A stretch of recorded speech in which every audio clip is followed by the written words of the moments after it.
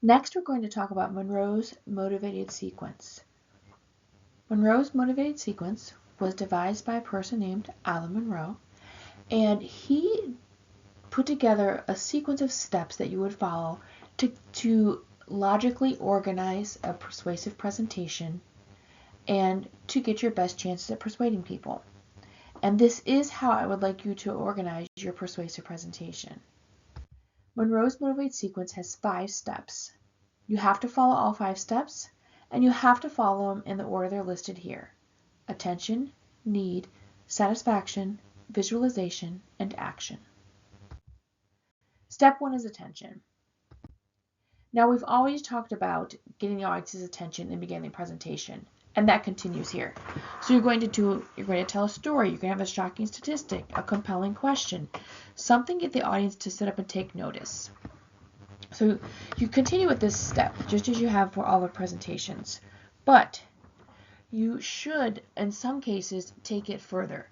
And when we get to understanding how to apply your survey to the audience and Monroe's motivated sequence, the survey of the audience to Monroe's motivated sequence, then you will see how sometimes you bump up the level of attention even more so.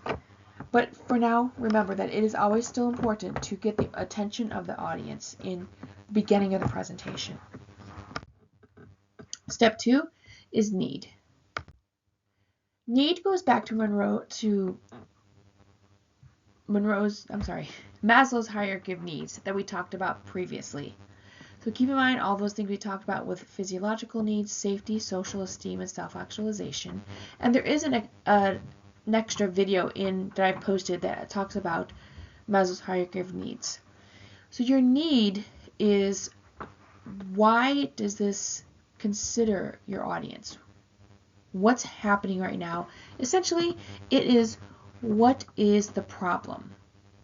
So your need step is, what is the problem? In Monroe's motivated sequence, you have a problem and you have a solution. And the need is asking, what's your problem? Not what's your problem, but what's the problem that you're trying to solve? And how does this particular problem impact your audience? You state your problem in the need step, and then in satisfaction step, you talk about your solution. So the satisfaction is your solution. And in your solution, you are going to possibly talk about counter arguments, and that depends again on the audience and what side they're on. What is very important, no matter who your audience is that your solution fits this particular audience. So it's going to satisfy that need. So if their water wasn't clean, or it's their air, or whatever it is that you are talking about, then you're explaining to the audience how your solution helps to satisfy that need. Step 4 is visualization. With visualization, you are going to show the audience what it will be like if they adopt your method or your solution, or they don't. There are a couple different ways you can do this. You can focus on the negative. And the negative method is if they do not adopt your solution. These are the dangers, the difficulties, the bad things that can happen if they don't. Or you could focus on the positive method. And this is, these are great things that are going to happen if we adopt this idea, this solution of mine. Or you can do the contrast method where you talk about the negative and the positive. What you choose here is up to you and the impact that you want to have and what's going to be best for this particular audience that you're talking to. Step 5 is action. And in the action step, you are asking the audience to do something. And I know we talked about attitudes, beliefs, and values, and those are thoughts. Even if your audience's thoughts are not on your side, you're still going to have an asking step. It's just not going to be a huge step. But you have to ask for something.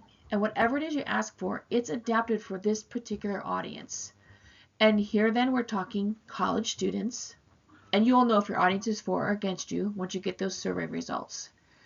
But when we think college students, they probably don't have a lot of extra money. They don't have a lot of extra time. They may be short on other resources such as transportation. So you have to make sure that this step is something that they are able to do. Also important, try and keep that step immediate. You want to, and sometimes that can mean something like having a QR code and that someone could scan, like, okay, right now scan this and you can send a message to your congressperson or to the school president or whomever it is. So that's the 5 steps of Monroe's motivated sequence. And again, you're going to follow these 5 steps in your persuasive presentation. We'll talk later about how you adapt for the different audiences and how you apply your survey results to Monroe's motivated sequence and organize your persuasive presentation.